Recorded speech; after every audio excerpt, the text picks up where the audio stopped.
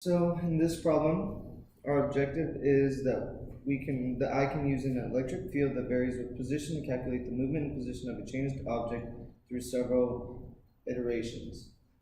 Now, in this problem, I said we're given an electric field that varies right here with position, and within that field, we are given a particle with a mass of 5 grams, a positive charge of 5 millicoulombs, its initial velocity of 110, and its initial position at 123. Now we're going to first find what the new position and velocity is at 3 seconds later, and then again at 2 seconds later after. Here are the formulas that I referenced. And so to begin, I found the electric force, which is the charge multiplied by the electric field, which we plugged in the values of the initial position into each given part, and we're given 0.045, 0.01, 0.01 newtons for the electric force.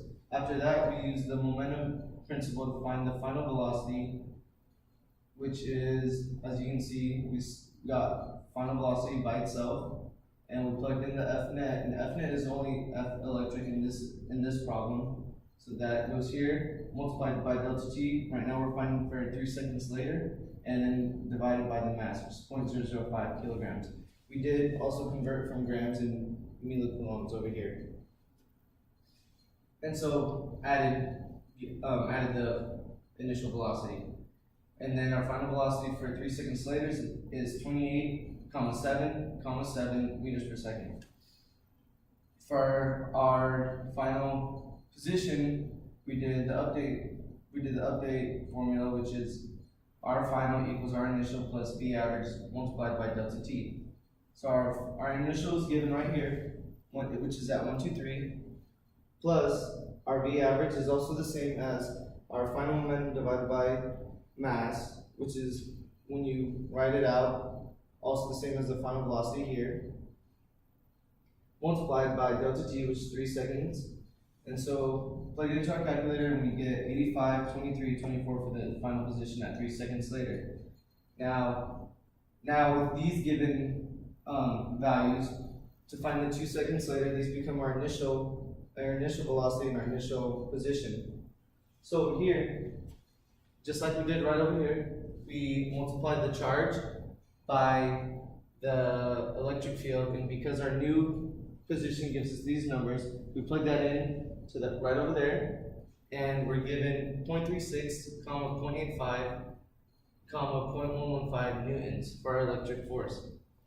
And then, just as we did in the first part, we repeat step 2, which is using the momentum principle to find the final velocity at 2 seconds later.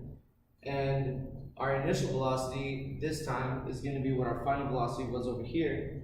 And so now our new final velocity is 172,347,53 meters per second at 2 seconds later. And then, like we repeated over here, we're also going to repeat what we did in the first part right here. So we're going to go off of our final position equals our initial position plus the average velocity multiplied by delta T, and this time our initial position is what our final position was in the first part, and then just like we did over there, our average velocity is just our final velocity here multiplied by 2 seconds. And so we plug that into our calculator and we're given 429,717,77 meters at 2 seconds later is our new position.